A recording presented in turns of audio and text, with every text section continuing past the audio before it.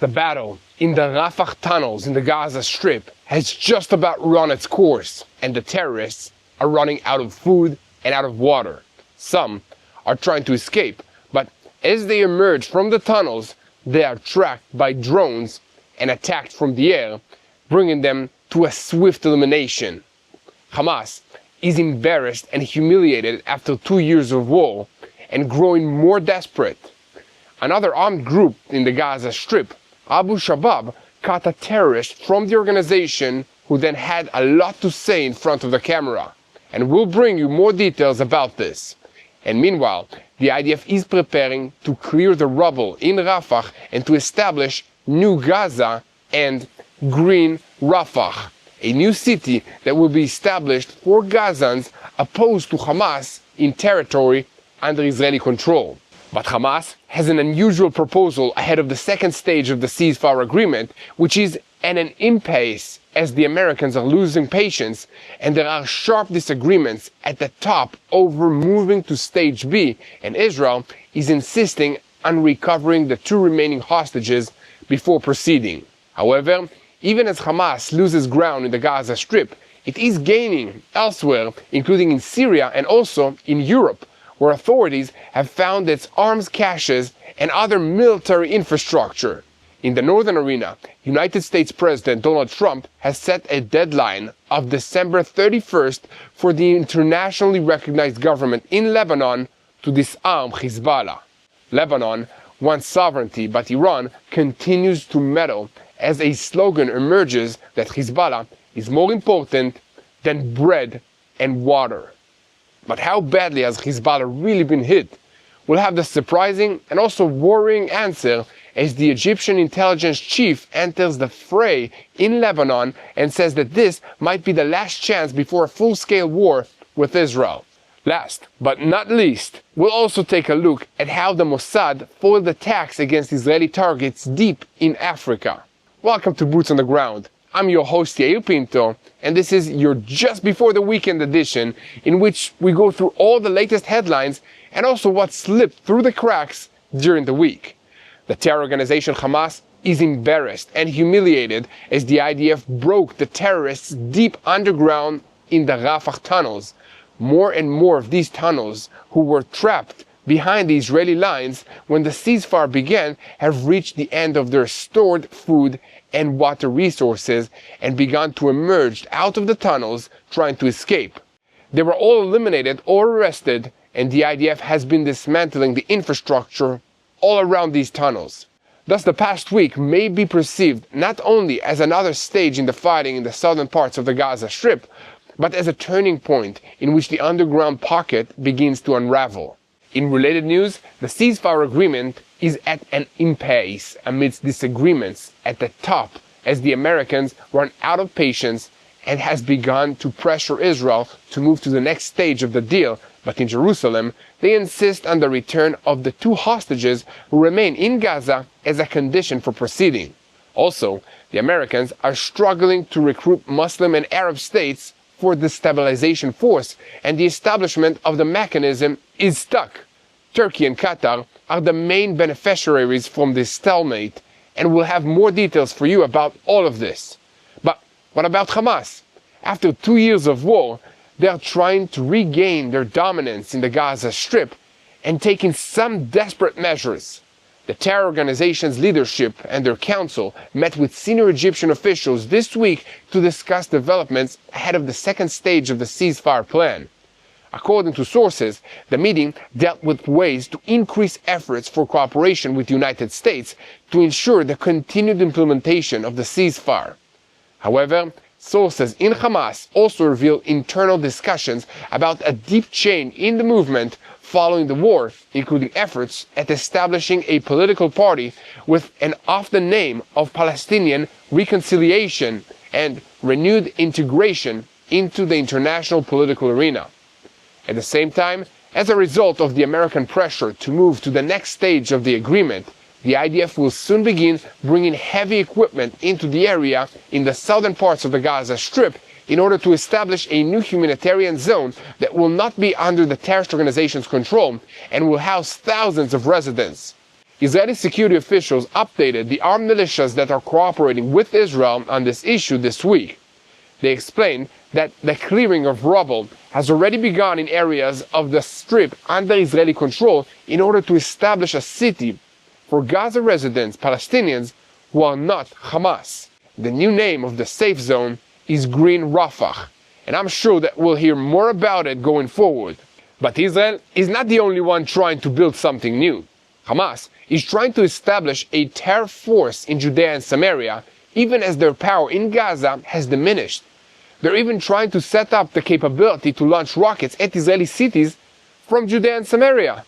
Hamas is also trying to build up strength in the Palestinian refugee camps in Lebanon and cooperating with Hezbollah, while Palestinian Islamic Jihad is secretly building a significant military force on Syrian soil. Elements in the regime of interim President Abu Muhammad al-Julani are allowing terrorist organizations to entrench themselves on Syrian territory, but a security source in Syria said there is no intention whatsoever to allow military operations against Israel. That's nice to hear, but I can remember a time when the regime that was ruling Syria had no intention of allowing jihadist groups to take over the country. Things change in the Middle East, and intentions don't have much staying power here. And speaking of changes, United States President Donald Trump has set a deadline of December 31st for the internationally recognized government of Lebanon to disarm Hezbollah, the terrorist organization that is an Iranian proxy. If it does not do so, the blame for the violation of the ceasefire agreement will be placed against it. However, Israel is less concerned about who gets blamed for what, and is more concerned with what is actually going to happen next. One of the foundational lessons of October 7th is not to allow the enemy to build forces across the border, but that's what Hezbollah is trying to do. And as things look right now, soon there will be no choice but to hit them again, to push back the threat. But of course, it's not just Hezbollah that's threatening Israel's northern border. Iran is meddling behind the scenes, and that meddling has increased since the assassination of Hezbollah's chief of staff, Haytham Ali Tabtabi. An advisor to Iran's supreme leader Ayatollah Ali Khamenei said, "This proves what the consequences would be if the organization were disarmed," while another senior official said that there is no avoiding a confrontation with Israel. But the Lebanese people just want to live their lives, and critics inside Beirut are angrily saying that the path of confrontation will lead the country to ruin, and the government needs to take care of its people. There is also intensive diplomatic activity to prevent a slide into an all-out war in Lebanon, as Egyptian Foreign Minister Badr Abdel Attai arrived in Beirut this week and is expected to hold a round of meetings with senior Lebanese officials, and may even meet with Hezbollah's leadership. Moving on to international affairs, the Hamas terrorist organization is sending offshoots to Europe, building arms and caches of weapons in Poland, drones in Denmark, and probably a lot more that we don't know of yet. Hamas and the Muslim Brotherhood have identified Europe's weak point, as continent's leaders do not understand the principles of fundamentalist Islam, and we are paying the price. Little Israel is behind force to lead this way for striking the money pipeline to proactivate monitoring of Hamas cells all over Europe.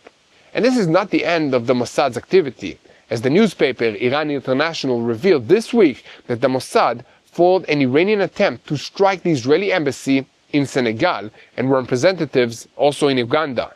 Local recruits admitted during interrogation that we acted on behalf of Iran. And we'll bring you a closer look at the battle between Iran and Israel that is growing on the African continent.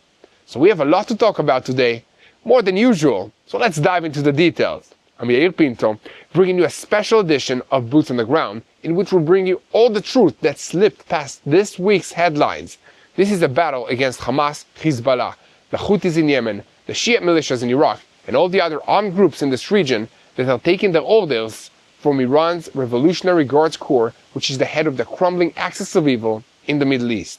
A moment before we begin, I want to call on you to continue spreading the truth. Share our content with as many people as possible. Give a click to the like button, leave a comment, and show support, because we are here day after day to fight these lies, to stand with Israel. And of course, don't forget to click the subscribe button so that you stay tuned to the truth in real time and never miss another episode of Boots on the Ground.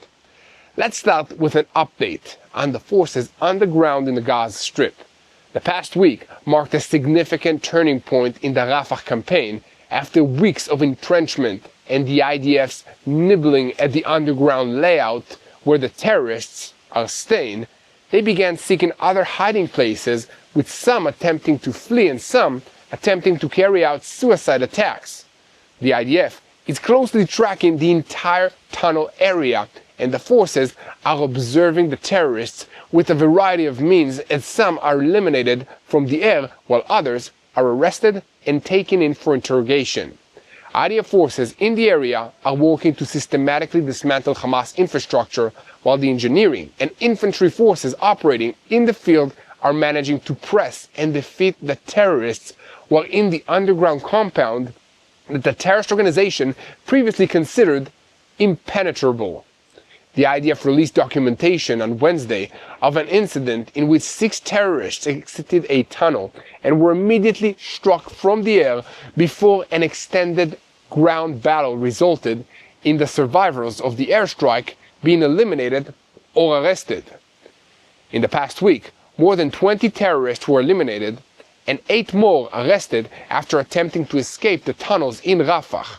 In practice, as time passes, the IDF forces are shrinking the tunnel space in which the terrorists are staying in various ways, effectively forcing them to come out. However, the tunnel system in the area is very complex, and the terrorists who remain there after the ceasefire, including a battalion commander from the Rafah sector, and prepared in advance for a very long stay. However, as time goes and the IDF increasingly closes in on their location, supplies are running out and they are forced to come above the ground where they are exposed to the IDF forces. At this time, the IDF estimates that dozens of terrorists remain in the tunnel pockets, and the conditions that being endured by the terrorists in the tunnels can be determined from the interrogations of those who were captured. After about 15 terrorists tried to flee the tunnels last Friday, 5 were arrested by the forces in the field. One of them said that with him underground were Hamas battalion commander, about 30 operatives, and the remains of another 10 terrorists who had died. That terrorist also said in his interrogation that those who tried to flee went out to look for food and also for water. The operational achievement attests to the successes of the strategy of not only locating and encircling, but applying pressure to the terrorists and their survival systems. The IDF declares at every opportunity that the fate of the trapped terrorists is one of two. They can either surrender or perish.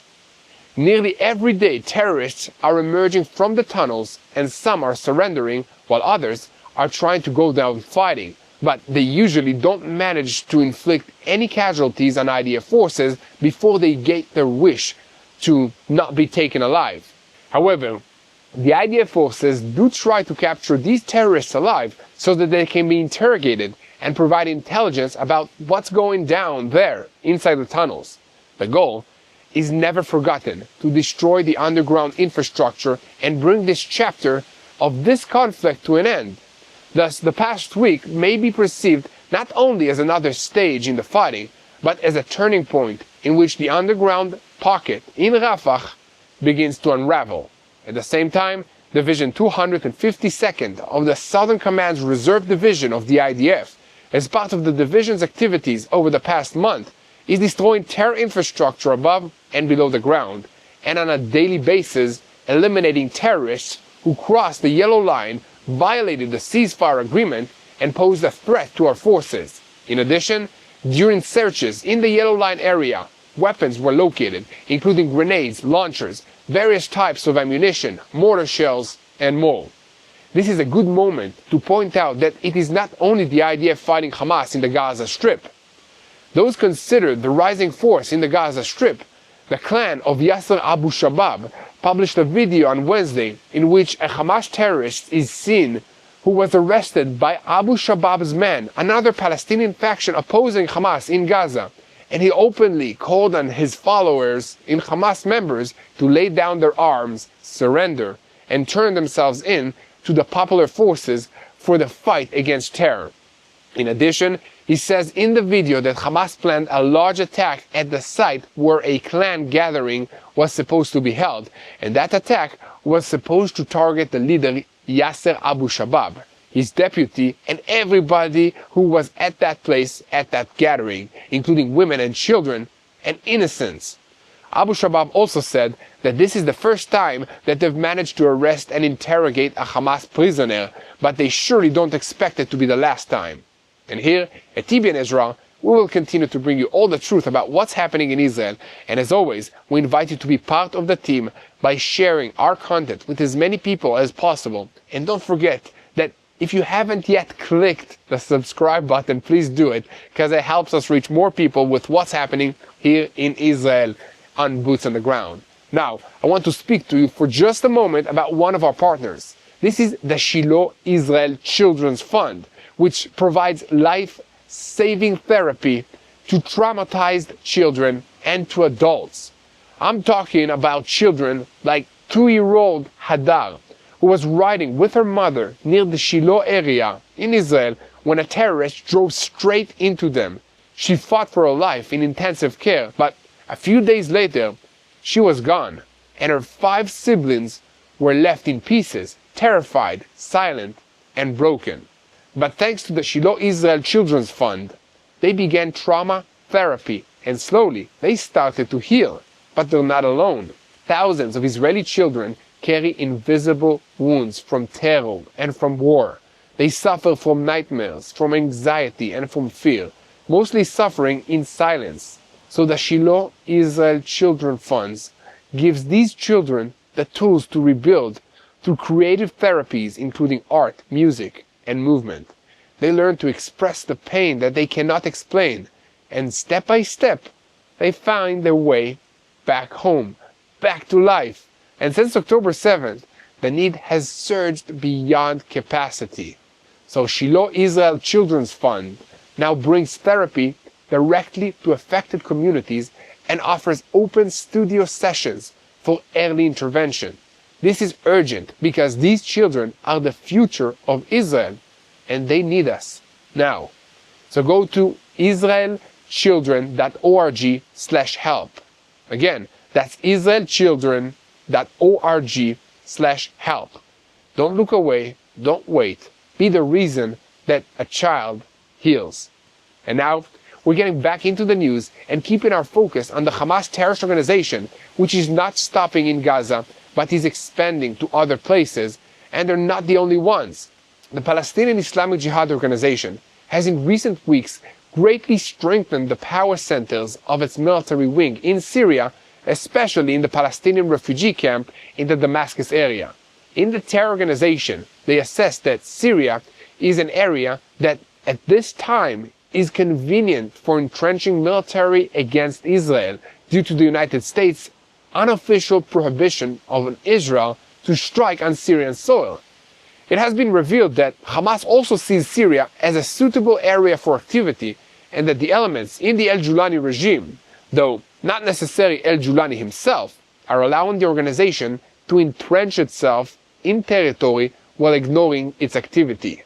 And in recent days, a Syrian security official said that if there are things that bother Israel in relations to the Palestinian organizations, then let them update the Syrian size and it will be handled. According to him, there is no intention whatsoever to allow military operations against Israel, and any launch towards it harms the Syrian state, which is trying to rebuild. There is also concern that the regime in Damascus is presenting one picture to the United States and to the West, but is making other promises to the Palestinians. However, another possibility is that elements within the Syrian regime are exploiting the instability in the country in order to assist the terrorist organizations.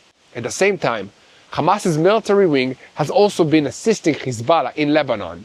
The terror organization has in recent months allocated entire companies, compromising hundreds of military operatives for Hezbollah's Radwan forces. However, This phenomenon does not end in Lebanon. Hamas has long had a presence in Turkey, and that is also expanding, but it goes even further north, up into Europe. Recent reports tell us that this growing threat is just expanding. For instance, in June 2023, somewhere along a deserted roadside in Poland, 4 men were looking for something that was not supposed to be there. They dug, rechecked documents, photos, and GPS and data that had arrived from Lebanon and tried to locate weapons and ordnance that had been buried sometime earlier by Hamas operatives. At the very same time, others were digging and trying to discover caches of weapons in Bulgaria, Germany, and Denmark.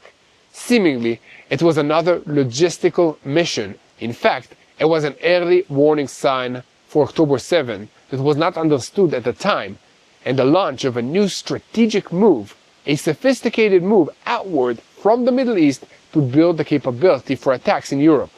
Why specifically in Europe? Some analysts believe that the reason lies in something deep that Hamas and the Muslim Brotherhood understand about the West that most Westerners themselves do not understand.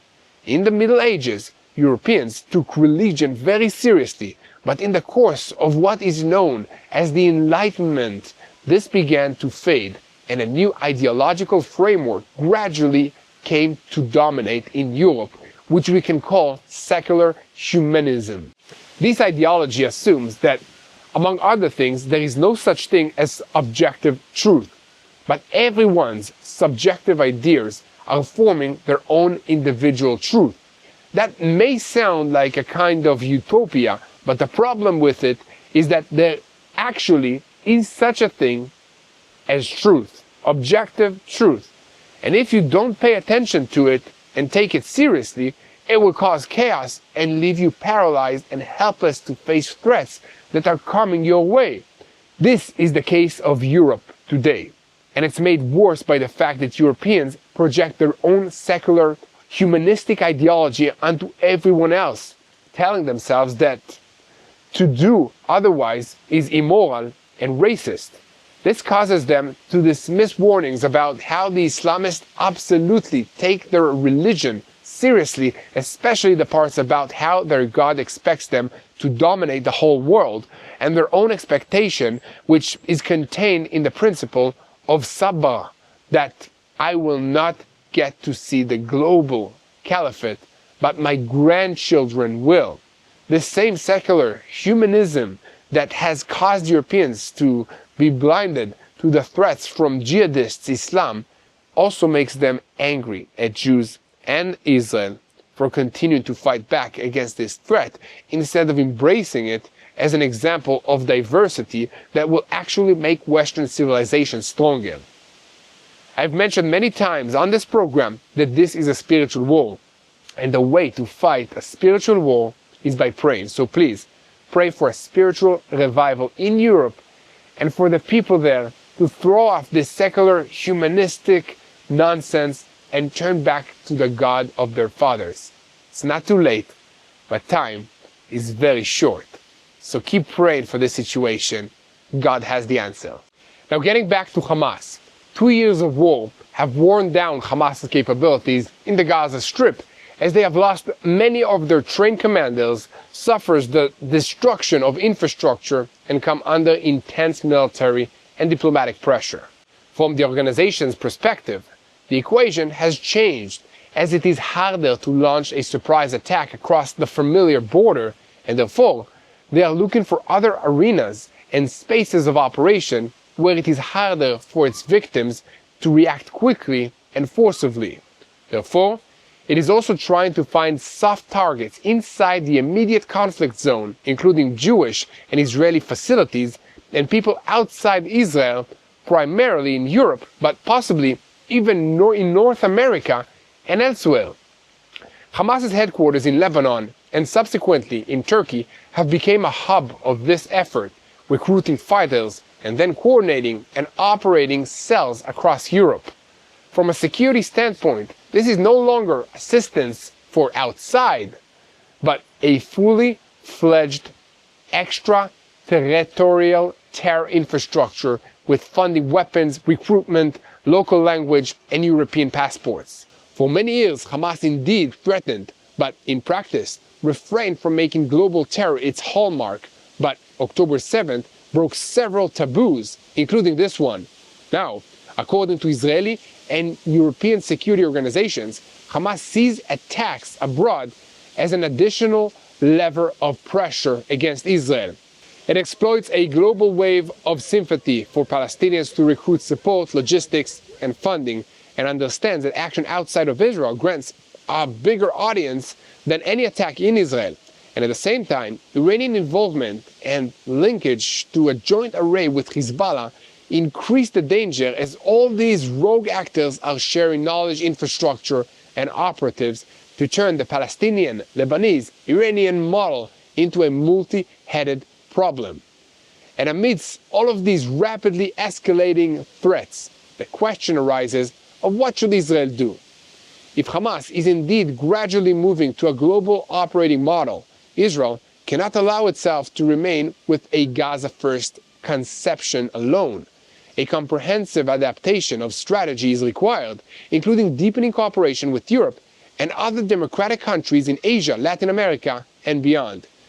This would need to include real-time intelligence transfer on Hamas cells, money movements, and crime terror links, striving for operational agreements that allow faster arrests, interrogations, and action on the information obtained.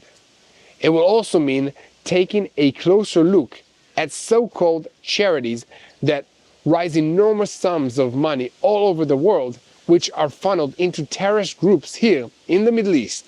This includes many legitimate businesses that are used as cover for terrorist activities. It would also need to include an ideological and educational component, pushing back against the radicalization of young people in Europe and also elsewhere. This would have to be done online as well as in the real world, since young people spend so much time on their social media networks. It will also require the rethinking of security measures and preventative handling, as we can not only conduct a military response in Gaza and Lebanon, we must also send a clear message that striking Israeli targets abroad will entail direct harm to whoever initiated, funded, and operated it wherever he's located.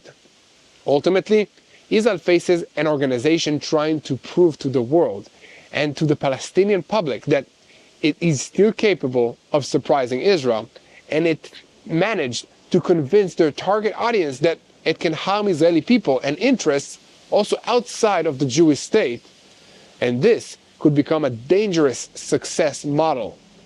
From here on, the question is not only what will happen in Gaza, but how far Israel, together with Europe, will succeed in pushing back the new terror focal points before they become normalized. And here, at TBN Israel, we will continue to report on every development on this subject, so share our content with as many people as possible, and let's get back into reporting on what's happening in the Gaza Strip, this time through a diplomatic scope. According to our report this week in the Kan Media portal, an Israeli news portal, the IDF is preparing to bring heavy equipment into Rafah and to begin an extensive clearing of the rubble in order to establish a new humanitarian zone. This is the result of American pressure on Israel to prepare for the next stage of the Trump framework for ending this war. The purpose of the step is to prepare the area for the establishment of the new humanitarian zone into which thousands of Palestinians will enter and which is supposed to be clean of Hamas. It was reported that Israeli security officials updated the armed militias that are operating in coordination with Israel on this issue. This is an area that is under Israeli control and will be called New Gaza. At this stage, the countries that agreed to send their soldiers to the Gaza Strip are not ready to operate in areas where Hamas is controlling, so they are only willing to operate in the New Gaza area. Additionally, in recent days, IDF forces have begun to clear unexploded ordnance in the Rafah area and are even pouring concrete into the tunnels in order to prepare the area for the next stage. Israel believes that even if there is no progress to the next stage in the agreement, due to Hamas's refusal to disarm, the actions on the ground serve the Israeli interest of destroying terror infrastructure. Speaking of progress, with the return of the fallen hostage Dror Or, 2 fallen hostages remain in Hamas's hands, Staff Sergeant Ran Gueli and the Thai citizen Sontisak Ranitalk. It seems that Israel has never been closer to phase B of this deal under the growing American pressure, but in Jerusalem they insist not to proceed with the stages of President Trump's 20-point plan without the return of all the hostages. Searches for the fallen are being conducted underground, but they are not intensive. Israel continues to pressure Hamas to locate the fallen while refusing to open the Rafah border crossing between Gaza and Egypt. Israel also refuses to increase the entry of humanitarian aid into the Gaza Strip and to discuss further withdrawals from the Yellow Line, and the main pressure on the organization concerns the fact that there is a lead regarding the location of the 2 fallen hostages. Therefore, the Israeli message is that as long as there is no return of all the fallen, we do not move forward with the other topics of this plan. Another issue stalling progress in the move to the second stage of the plan is the terrorists entrenched in the Rafah tunnels. Israel was prepared to allow them to immigrate to a third country without being harmed, but no country was found that agreed to observe them. And meanwhile, a few dozen terrorists still remain in the area, and as we reported earlier, in several cases these terrorists came out of the tunnels. Some were eliminated and some surrendered. The Americans, for their part, continue preparations for moving to the second stage of this deal, but they face difficulties mainly around establishing the International Stabilization Force, ISF. For the time being, there are not many Arab and Muslim countries that are willing to contribute thousands of soldiers who should be deployed in the Gaza Strip and take responsibility for it from the IDF. Azerbaijan initially expressed principled willingness to send soldiers, but apparently changed its mind. And one theory is that Turkey pressured it to withdraw its intentions because it itself wants to fill the vacuum and insert troops into Gaza. Israel, of course, strongly opposes the insertion of forces from Turkey and from Qatar, which routinely host senior Hamas officials, but is prepared to accept forces from Azerbaijan and from Indonesia. A source familiar with the details said that at the moment there is no progress in assembling the stabilization force. According to him, it is not clear where the first soldiers will arrive in the area, and in any case, they will need to undergo training and drills, and only then enter the field. This is the central issue that the Americans will have to solve. And according to the source, the working assumption in Israel is that if the stabilization force does not ensure the disarmament of Hamas, Israel will have to do it itself. And meanwhile, Hamas continues to oppose disarmament and expresses willingness to disarm only of heavy weapons. From Israel's point of view, this is a non-starter. We insist on full disarmament, said the source. Earlier this week, a meeting was held in Cairo between Egyptian intelligence chief Hassan Rashad, Turkish intelligence head Ibrahim Kalin, and Qatar's Prime Minister Mohammed Ali Tahani. And the three discussed moving to phase B of this agreement and increasing joint efforts on this issue. This is in cooperation with the United States. The three also discussed other issues related to Gaza and the plan moving forward. Meanwhile, Israel's coordinator of government activities in the Palestinian territories and the American headquarters in Kiryat Gat announced that since the beginning of the ceasefire last month, more than 16,600 aid trucks carrying humanitarian goods, mostly food, have entered Gaza. It was also stated that 199 local kitchens are operating in Gaza and preparing about 1.5 million meals every single day, and that COGAT is working with partners in the international community and the Civil Military Coordination Center to assist in a wide range of humanitarian operations. There is integration on this issue with the Americans, but the screenings and coordinations are carried out by Israel. Here at TBN Israel, we will continue to report on every development on this subject, so keep spreading the truth, share, and follow us. And most importantly, don't forget to click that subscribe button so that you remain tuned to what's happening in Israel and never miss another episode of Boots on the Ground. Now, we're switching our focus to the northern arena. Today, 1 year after the ceasefire agreement with Hezbollah, it is already clear that it was designed from the get-go to be one-sided. That is, Hezbollah is forbidden to fire even a single bullet, while Israel is permitted under the terms of this agreement to thwart the threats that they are building on the northern border. If anyone had any doubt about this, the assassination of Hezbollah's third chief of staff, Haytham Ali Tabtabi, in Beirut last Sunday reminded everybody that these are the rules of the game. Not only did no one accuse Israel of violating the agreement, but Hezbollah also fears returning fire. Meanwhile, Ron Dermer, who shaped the terms of the agreement on Israel's behalf, explained immediately after it that it was signed that this is what would happen. In close conversations, he described the rules and the mechanisms that were set, explaining that it was clear that Israel retained a large freedom of action to deal with any danger that it identified, and so it has been over the past year that Israel still targeted Hezbollah infrastructure and terrorists in Lebanon. Dermer was also right when he urged that the IDF's move at the time in Lebanon had been exhausted. Thus, Israel faced the choice then to agree to the agreement that was proposed by the American envoy Amos Hochstein, or to turn to a full-scale conquest of Lebanon. Conquest was and remains the only military way to eliminate Hezbollah entirely, so today this option is not really relevant because Israel will not take upon itself the management of Lebanon.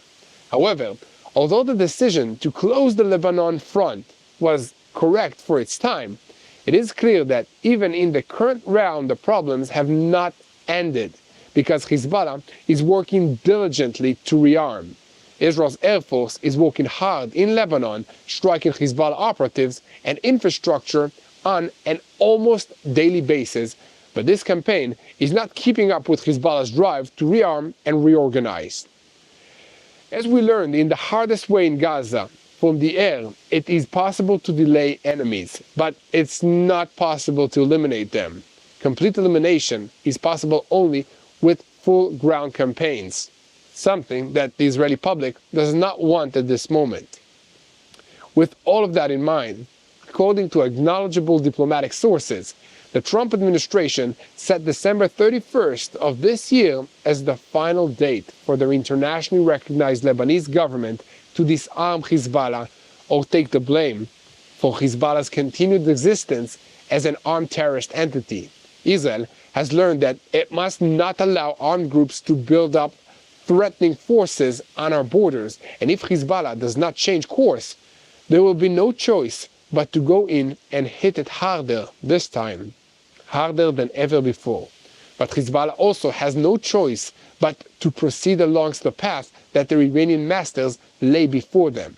Since the assassination of Hezbollah's chief of staff Haytham Ali Tabtabi on Sunday, Iran's leaders have been unable to restrain themselves, issuing fiery threats and statements considering the assassination and supporting Hezbollah. They're also pushing Hezbollah to disregard demands that they disarm, which is just the latest in a long string of moves interfering in Lebanon's domestic affairs. On Wednesday evening, Lebanon's foreign minister Yosef Raji also broke his silence and spoke out against the renewed Iranian intervention. This follows last Friday, 2 days before the assassination, when Iranian Foreign Minister Abbas Araghchi posted on the X network in which he wrote that Raji had invited him to negotiations in a neutral country in order to discuss the issues that remained open between the two countries. The statement by Araghchi went on to say that we do not interfere in Lebanon's internal affairs. However, we welcome any dialogue whose purpose is to strengthen relations between Iran and Lebanon, and there is no need for a third party. Apparently, this outrageous hypocrisy is too much for Raji, who posted this statement on his X account, and this is his reply, which said, "Dear Iranian Foreign Minister Abbas Araghchi, I truly tended to believe your claim that Iran does not interfere in Lebanon's internal affairs until your Supreme Leader's advisors appeared to tell us what really matters in Lebanon and warned us about the consequences of disarming Hezbollah." I would like to take a moment and congratulate the Lebanese Foreign Minister Abbas Raji for his courage in publicly calling the Ayatollah regime in Iran out on their blatant lies, and deceits. This is the kind of courage and integrity that we need a lot more of here in the Middle East. But we're unlikely to get it anytime soon because everyone is only pursuing their own narrow interests and treating the truth like an irritating distraction from what really is important. For instance, according to reports in the Arab press, Egyptian Foreign Minister Badr Abdel Attai arrived in Beirut this week and is expected to hold a round of meetings with senior Lebanese officials and may even meet with Hezbollah's leadership. The visit is intended to advance an initiative based on ideas raised by the Egyptian intelligence chief, Major General Hassan Rashad, with Cairo expected to discuss these proposals further, also with the Israeli side. At the center of the political contract stands the initiative of the American envoy Tom Barak, defined as the last opportunity. According to the newspaper El Akbar, Barak presented 6 conditions to prevent a renewed outbreak of war in Lebanon, while expressing disappointment at the conduct of Lebanon's president, Joseph Aoun, and army commander Rudolf Haikal, who in his view did not act to implement their commitments regarding Hezbollah's disarmament. Barak, who claims that the effective discourse is currently being conducted with Parliament Speaker Nabih Berri, made it clear that Lebanon must behave realistically and recognize that the situation has changed. The 6 conditions that he presented include recognition that the ceasefire agreement signed on October 27, 2024 has collapsed, moving to direct talks between high-level Lebanese and Israeli delegations under American auspices, understanding that direct talks will lead more than indirect talks, national agreement on ending Hezbollah's military status, with Washington mobilizing funding from countries such as Saudi Arabia and Qatar for a dignified exit for the organization and its transformation into a political party only. Hezbollah's commitments to relinquish its weapons under American supervision, and a defined timetable and implementation of the International Monetary Fund's requirements. And meanwhile, the atmosphere in Beirut is accompanied by sharp warnings from Western diplomats. British Ambassador Hamish Cowell was quoted in close conversations as saying that the atmosphere in Israel is very negative and that preparations are underway for a major strike in Lebanon that will not be limited only to Hezbollah targets, but may also harm state institutions. Similar warnings were voiced by the United Nations Security Coordinator Janine Placharet, and diplomatic sources claim that Israel is considering a more extensive and harsher aerial campaign than ever before, and that the matter is only a matter of time. And here, TBN Israel will continue to report on Lebanon and on Hezbollah's need to disarm. So keep spreading the truth, share, and follow us. And most importantly, don't forget to hit the subscribe button so that you never miss another episode of Boots on the Ground. And now we are switching our focus to Iran, where the capital city is sinking into an unprecedented water crisis and citizens are suffering from power outages and air pollutions. Amidst all of this, the Ayatollah regime continues to funnel money to Hezbollah, including $1 billion within the past 4 months through smugglers in northern Iraq, Syria, and Turkey. One analyst with knowledge of events in the Iranian capital declared that the regime simply did not understand the message of the water because the leadership remained alive and in office. They lie to themselves and say, "We took a blow, but nothing happened. The regime remains. We can continue." This is the lie that the Iranian regime is telling itself and its people. The result is that billions of dollars are flowing to the terrorist organizations and do not reach the water sector, do not reach the electricity sector, the air pollution, while the Iranian public feels a very heavy burden, but has nothing to do about it because they have no organization and opposition leaders with whom it can raise up against this regime. In the nuclear field, the analysts offer some reassurance that several nuclear scientists who worked on the bomb itself are those who were eliminated in this war, and therefore Iran has a very great difficulty in returning to the nuclear program at all. From the nuclear standpoint, we have a bit more time, more quiet. In addition, the Iranians do not dare to touch the nuclear program because they know it is a kind of red line vis-a-vis the United States. However, in the field of terror and in the field of missiles, they are indeed trying to return, because this is also not on the Americans' agenda, but they do not have launchers, and this is an important thing. Producing missiles alone does not work. They cannot launch the missiles without the launchers. And when it comes to terror against Jewish targets abroad, the analysts added that for years they have been collecting information on synagogues. That's how it was in the 1980s and 1990s. They constantly collect information and wait for the day that is needed. In order to gather intelligence and plan future attacks, the IRGC also works with local criminal syndicates, but Israel's Mossad has managed to stay one step ahead of them and prevent attacks in many countries around the world in the last several years. This week, it was revealed that this includes an intense conflict on the African continent as the IRGC attempts to launch attacks against Israeli embassies in Senegal, Uganda, and other countries. The Mossad said this involves a small number of IRGC officers leading the efforts, which also involved refugees from Bangladesh and local criminal gangs. At the center of that terrorist network stood Zihad Jawad, a Pakistani citizen who has been residing in Iran for several years, who was handled directly by 3 Quds Force officers. Jawad recruited his Bangladeshi friend, Ahmed Houman, who is also residing in Iran, and the two ran dozens of individuals in Africa together. Local recruits were asked to gather intelligence on Israeli embassies, photograph them, purchase weapons, and even carry out the attacks themselves, which they were ready to do in return for just a few $100s.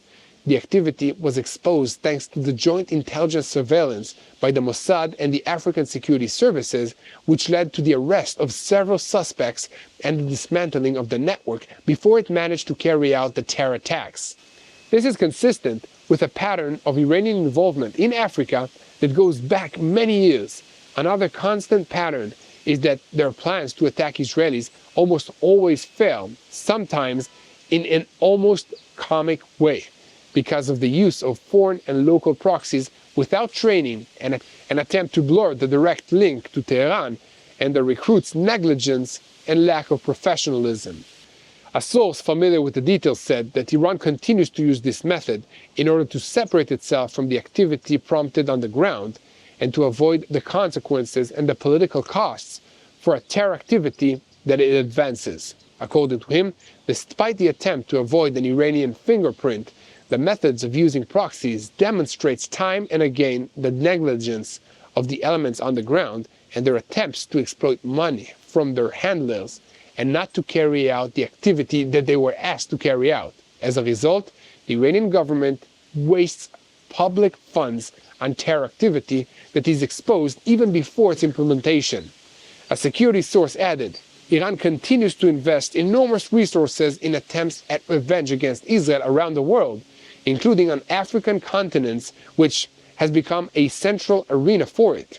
The Mossad and the security services of friendly African states are again proving that every such attempt will be thwarted at an early stage. And here, at TBN Israel, we will continue to bring you all the truth about what's happening in Israel. And you will continue to spread the truth in order to help us. And the most important thing, guys, that you can do for Israel, for us here in the land, is to pray. This is a spiritual war. We need your help in praying. Pray for all the innocent lives that are affected by these terrorist regimes. Pray for the children of Israel, my children, Mati's children, Tomer's children, for all of us. They need your prayers. Let's pray for peace in the Middle East. Let's pray for the peace of Jerusalem.